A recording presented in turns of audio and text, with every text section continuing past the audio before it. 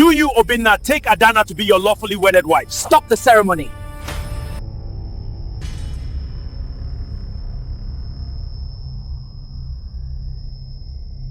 Silence is not merely the absence of noise. It is the most expensive luxury item in existence, a commodity far rarer than the flawless, ethically questionable diamonds extracted from the Sierra Leonean earth.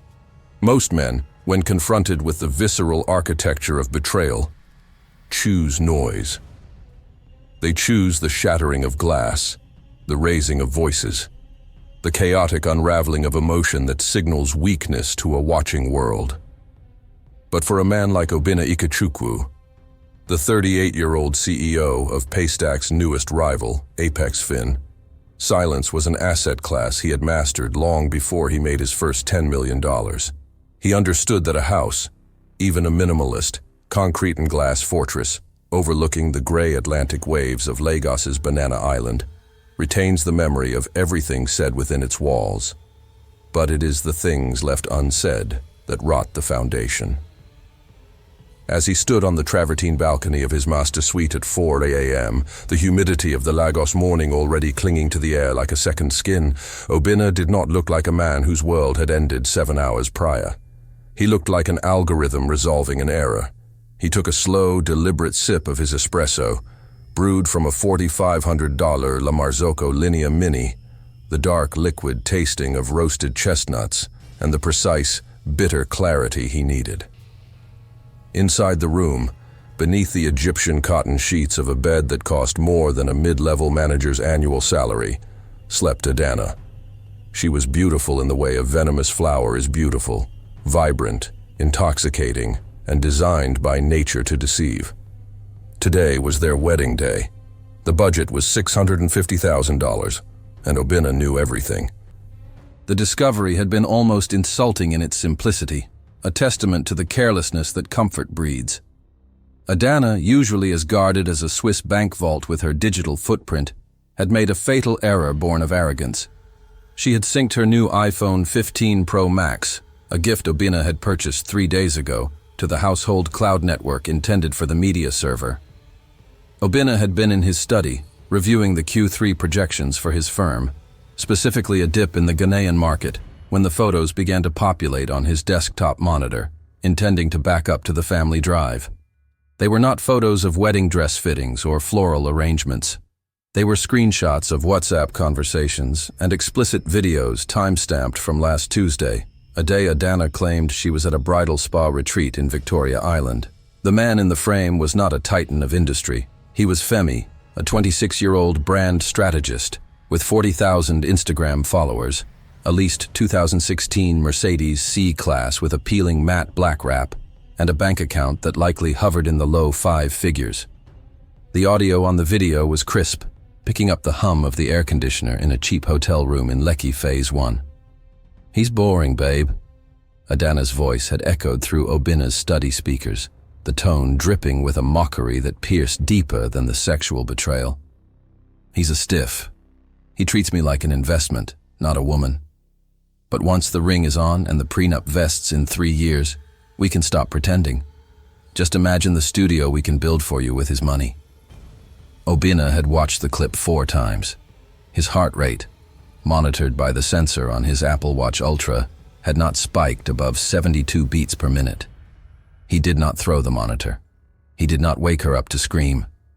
He simply forwarded the files to a secure, encrypted folder titled Project Icarus, closed his laptop, and went to dinner, where he complimented her on her choice of earrings. The morning of the wedding was a spectacle of choreographed chaos, a symphony of excess played out against the backdrop of the Echo Atlantic skyline. The venue was a private, glass-encased marquee erected on the edge of the water, filled with 3,000 white orchids imported from the Netherlands the night before to avoid the tropical wilting. The air smelled of expensive hairspray, nervous sweat, and the distinct woody aroma of Santal 33, which seemed to be the uniform scent of the groomsmen.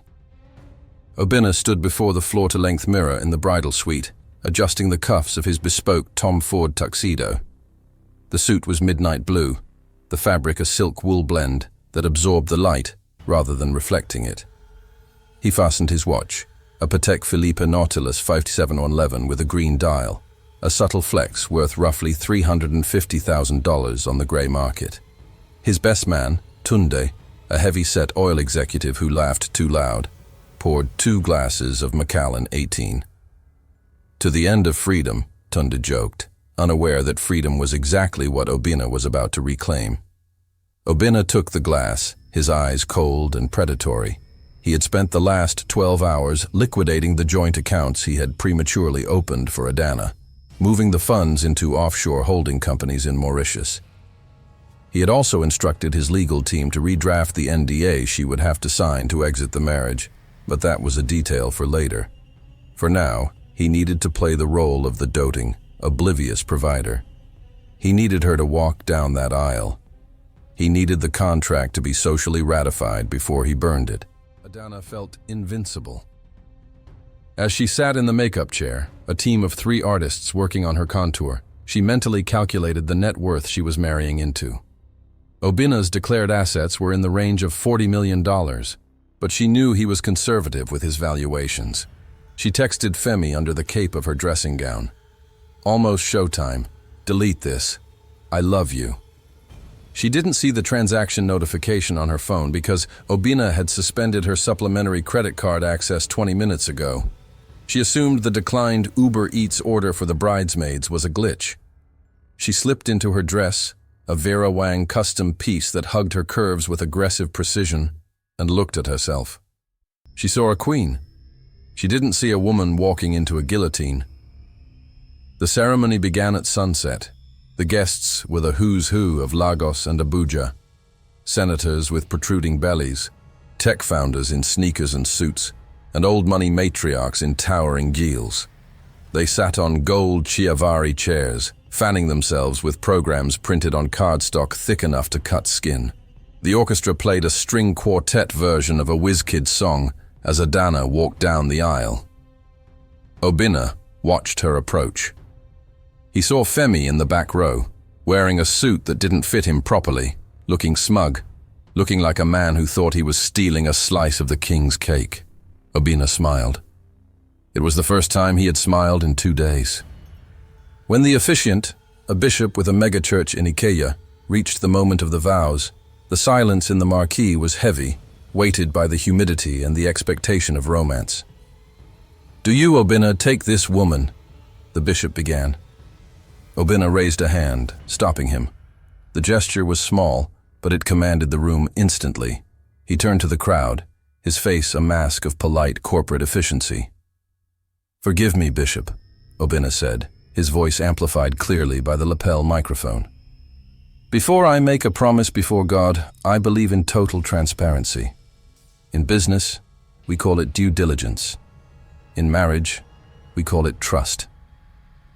He gestured to the massive LED screen behind the altar, which had been displaying a slideshow of their courtship. The image flickered. The crowd murmured, expecting a romantic montage. Instead, the screen went black, and then, with crystal-clear 4K resolution, the video from the Lekki hotel room began to play. The sound of Adanna's voice, mocking Obinna, detailing her plan to siphon his wealth, declaring her love for the man in the peeling Mercedes, boomed through the concert-grade speakers. The gasp from the audience was not a sound. It was a physical change in air pressure. Adanna froze, her bouquet trembling in her hands. In the back row, Femi tried to slide out of his chair, but the gazes of 300 powerful people pinned him in place like a butterfly on corkboard. Obinna did not look at the screen. He looked only at Adanna. He watched the color drain from her face, leaving her complexion ashen beneath the layers of foundation. The video played for exactly 45 seconds, long enough to be undeniable, short enough to be brutal. Obinna signaled the AV tech to cut the feed. The silence that followed was louder than the screaming. "Adanna," Obinna said, his voice devoid of anger, sounding like he was firing an incompetent intern. "You mentioned in the video that I am boring, that I am just an investment. Unfortunately, this investment has matured early and is being liquidated." He reached into his tuxedo pocket and pulled out a single, folded document. It wasn't a ring box, it was a bill. "This is the invoice for today. the flowers, the venue, the catering. It comes to roughly $650,000. Since this was a performance you orchestrated for your own benefit, I have instructed my lawyers to sue you for the costs under the tort of deceit. You'll be hearing from them." He unclipped his microphone, placed it gently on the altar, and turned to the stunned crowd. "Please enjoy the food. It's paid for. I, however, have a flight to Zurich." Obinna walked back down the aisle alone, his stride measured, his breathing even. He passed Femi, pausing for a fraction of a second to whisper, "The C-Class needs new tires. You might want to save up." He exited the marquee into the cool night air, leaving behind the weeping bride, the ruined reputation, and the chaos of a society scandal that would feed the city's gossip blogs for months. He got into the back of his waiting Rolls-Royce Phantom, the interior smelling of leather and silence. "To the airport, sir?" the driver asked. "Yes," Obinna replied, opening his laptop. "And buy more shares in Apex Fin. We're going to have a productive week." The aftermath of a social nuclear explosion is rarely immediate silence. It is a long, drawn-out radioactive decay. For Adanna, the decay began the moment the Rolls-Royce Phantom disappeared down the illuminated driveway of the Eco-Atlantic venue. Left standing at the altar, in a dress that now felt like a costume for a cancelled play, she was not comforted by her friends. In the world of high-stakes Lagos society, failure is contagious, and betrayal is only acceptable if you get away with it. Her bridesmaids, women she had known since prep school, were already subtly distancing themselves, checking their phones, and undoubtedly texting the breaking news to their own WhatsApp groups. The guests, initially stunned, had descended into a feeding frenzy of gossip, the hum of whispers louder than the ocean crashing outside. Femi had vanished, scurrying out a side exit like a cockroach exposed to sudden light, leaving Adanna to face the firing squad alone. She didn't faint. She didn't scream. She simply walked out of the marquee, the train of her $20,000 dress dragging through the dust, and hailed a regular Uber because her private driver had been dismissed by Obinna's executive assistant 10 minutes prior.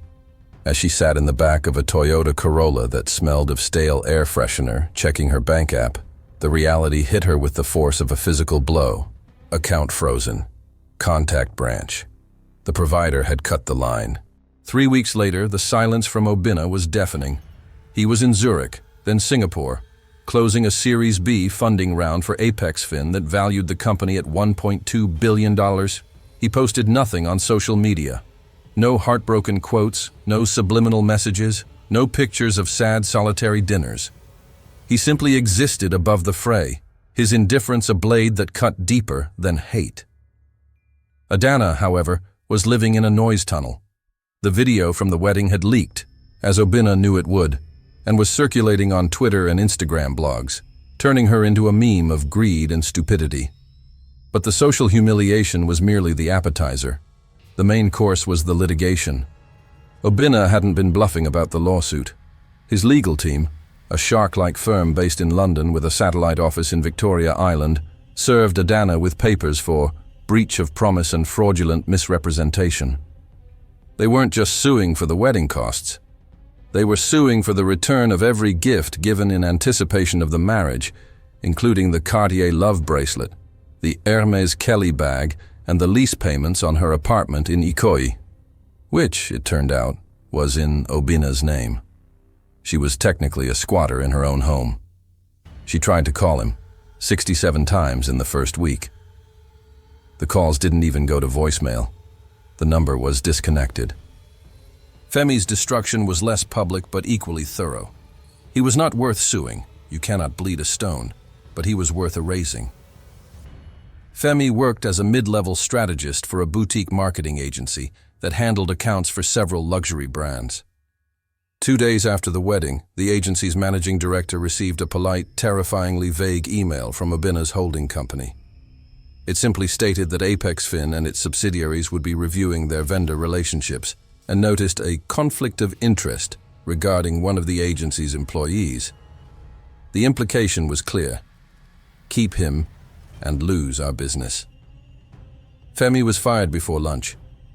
When he tried to leverage his newfound infamy to become an influencer, he found that brands wouldn't touch him. He was brand poison.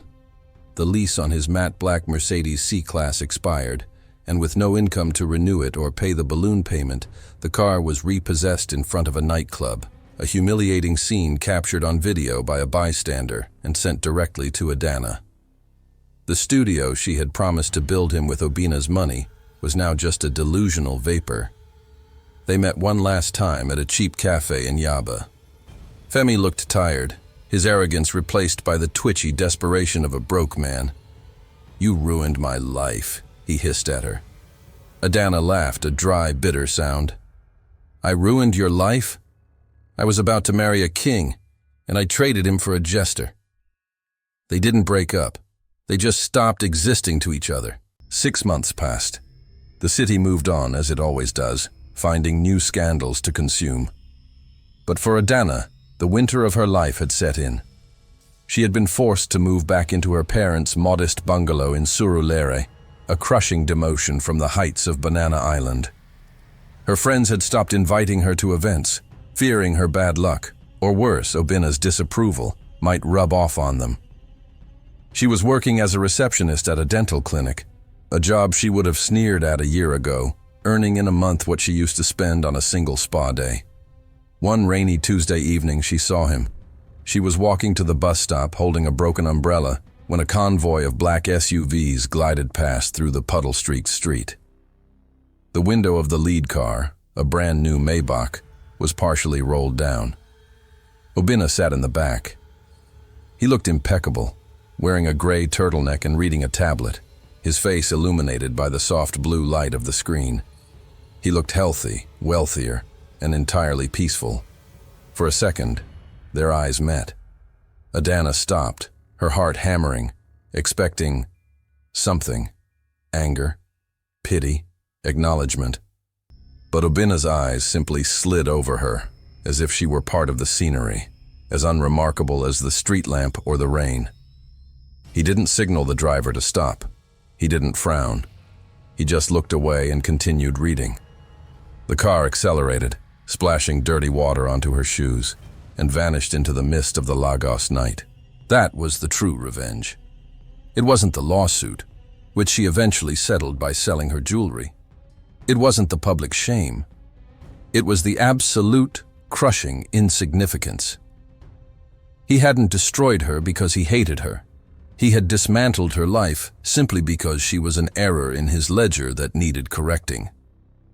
As Adanna stood in the rain, watching the red taillights of the life she could have had disappear, she realized the terrifying truth of the billionaire's silence. He hadn't just won. He had erased her. She wasn't his enemy anymore. She was just a bad investment he had written off. And in the cold, transactional world of the elite, there is no fate worse than being forgotten.